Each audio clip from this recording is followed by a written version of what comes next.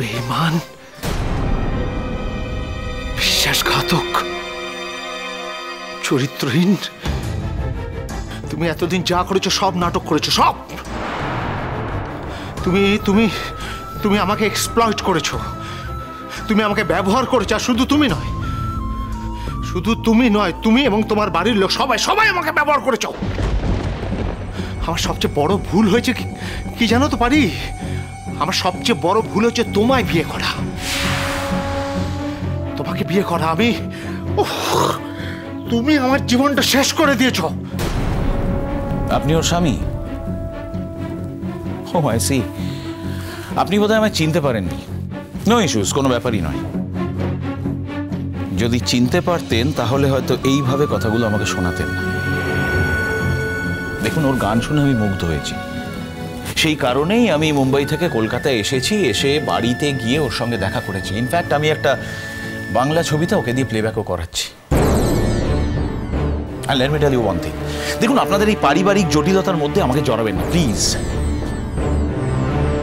যে ইঙ্গিতটা আপনি আমায় করলেন তাতে শুধু আমাকেই অপমান নয়, আপনি আপনার স্ত্রীকে অপমান করলেন। শুনুন, আপনি একজন নামডাকওয়ালা মিউজিক ডিরেক্টর হতে পারেন, কিন্তু তা বলে আপনার 7 খুন মাফ হয়ে যায় না। আপনি স্টুডিওর ভেতরে যার সঙ্গে ফষ্টিনষ্টি করছিলেন এতক্ষণ, আমি সব শুনেছি। সে আর যাই হোক, এখনো লিগালি আমার স্ত্রী। কালকে যদি এই খবরটা নিউজ পেপারে, অবশ্য বেরোনোর মতোই খবর, এটা বড় বড় করে যদি হেডলাইন হিসেবে বেরোয় যে বিখ্যাত মিউজিক ডিরেক্টর অনিন্দ সেন গান গাওয়ার টোপ দিয়ে একজন,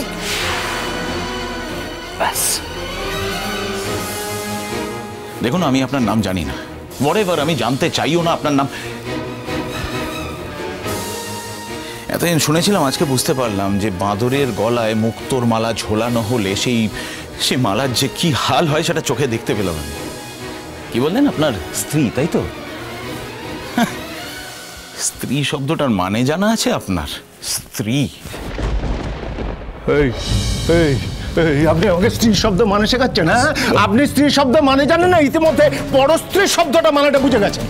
তুমি কেন নতুন স্যারের গায়ে হাত তুলছো? হ্যাঁ, কেন নতুন স্যারকে মারছো? কেন কেন? হ্যাঁ, তোমাকে কে হেতা আটতে বলেছে? আমি আটতে বলেছি? হেতা আটতে বলেছি? হেতা কেন এসেছো এখানে? আবার জ্বালাতে চলে এসেছে। তোমাকে ছাড়া আমি খুব ভালো ছিলাম বাপু, তোমাকে ছাড়া আমি খুব ভালো ছিলাম। বেকার জ্বালিয়ে নিতে হেতা এসে যাও এখান থেকে, যাও। যে আমাকে এই নতুন সেটটা ভালো ভালো গান শেখাচ্ছে, আমার 2টি পয়সা হবে, আমার অনেক নাম দেখাবে, অমনি অমনি অমনি অমনি সহ্য হচ্ছে না, জ্বালাতে চলে এলো। মহাহীন ছুটি, যা দেখি বাপু, যাও যাও যাও যাও, হেঁটে থেকে যাও যাও। রাঙা পিসি, লক্ষ্মী রাঙা পিসি আমার, অমর্ত অঙ্কেলের সঙ্গে এইভাবে কেউ কথা বলে?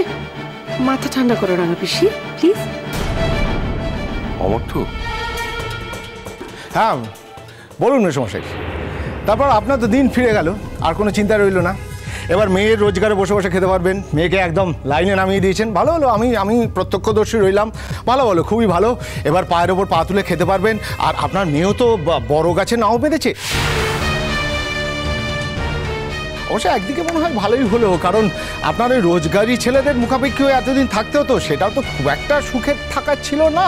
তো ঠিকই আছে, ভালোই হয়েছে, আপনারা কোনো চিন্তা রইল না।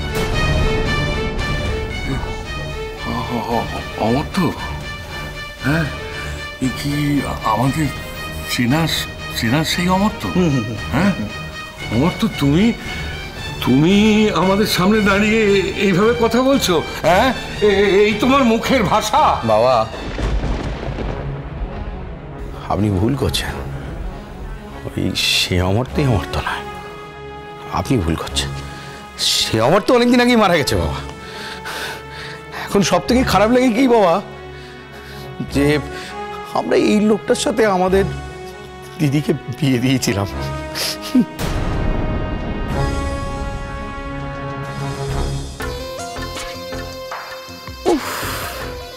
কি শান্তি, কি শান্তি। এতদিনে একটা কিছু তবু করে উঠতে পারলাম আমি।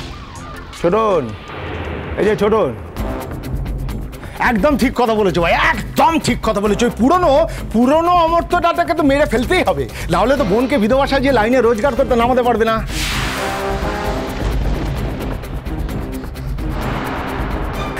তুমি আর একটা কাজ করো, ওই কাল থেকে ওই সিঁদুর টিঁদুরগুলো সব মুছে বলে দেখো, সিঁদুর পরে না এই সমস্ত বেলের লাগানো ঠিক ভালো লাগে না, চোখেও ঠিক মানে ওটা করো। খবরদার অমর্ত্যদা, আর একটা কথা নয়।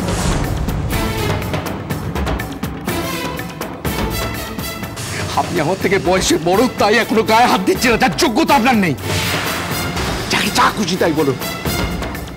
আমার বাবাটা আমার মাটির মতো এই পবিত্র দিদিটা সম্পর্কে একটা কথা বলবেন না, এত স্পর্ধা হয় কি করে আপনার? আর একটা কথা বললেন না, আপনাকে আমি খুন করে ফেলবো। ঠাকুরপো এদিকে এসো, এদিকে বলছো। খবরদার, খবরদার গায়ে হাত দেবেন। কার গায়ে হাত দিচ্ছ তুমি? এই লোকটার। ছি ছি ছি ছি ছি, তোমার শিক্ষা, তোমার রুচি, তোমার স্বভাব তো তোমার কাছে ছোট ঠাকুরপো। এই লোকটার জন্য তুমি তোমার ধর্ম খোয়াবে কেন? বলার কি ওর একারই আছে নাকি? আমাদের কিছু বলার নেই? কিচ্ছু বলার নেই আমাদের? আমাদের মিথ্যে কথা বলে, আমাদের ঠকিয়ে, আমার ঠাকুরজি অতি সরলতার সুযোগ নিয়েই নিজের বৌদির সঙ্গে নোংরা সম্পর্ক চেপে রেখে বিয়ে করেছে আমার ঠাকুরজিকে। কেন করেছে? কেন করেছে? যাতে ওদের ওই দেওর বৌদির সম্পর্ক কেউ না জানতে পারে। বিয়ে বিয়ে না লোক দেখানো বিয়ে। 100 বার তাই, 1000 বার তাই। বিয়েটা একটা আইওয়াজ।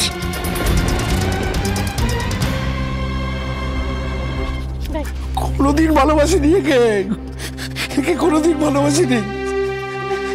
শুধু একে বিয়ে করেছিল যাতে বৌদির সাথে অবৈধ সম্পর্কটা চালিয়ে যেতে পারে। আরে হ্যাঁ,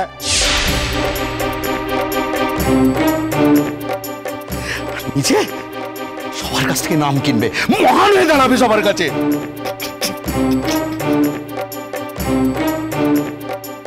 বাহ, অপূর্ব, অসাধারণ।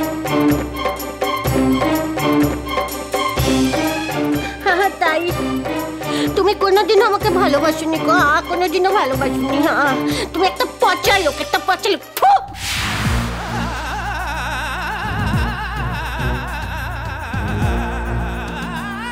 শুধু তাই নয়, আজকে বুঝতে পারছি তুমি একটা আস্ত বেঈমান। বলে তুমি ভুলে গেলে কি করে যে আমার এই অসুস্থ মেয়েটা সেই দিন গান গেয়ে তোমার চিকিৎসার খরচ জুগিয়েছিল।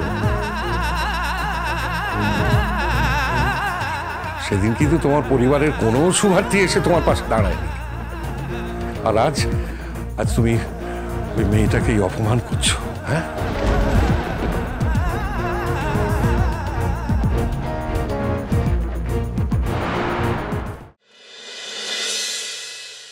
সৃষ্টি, আমার কি মনে হচ্ছে জানো? আমার মনে হচ্ছে এই তো সেদিন আমি তোমার পারফরমেন্স দেখলাম, গোটা হল ফেটে পড়ছে হাততালিতে, আর তুমি অনুষ্ঠান শেষে রানীর মতো স্টেজ থেকে নেমে এলে। তোমায় দেখে আমি তখনই ঠিক করলাম, যদি জীবনে কখনো কাউকে জীবন সঙ্গিনী করতে হয় তবে একেই, আর কাউকে নয়।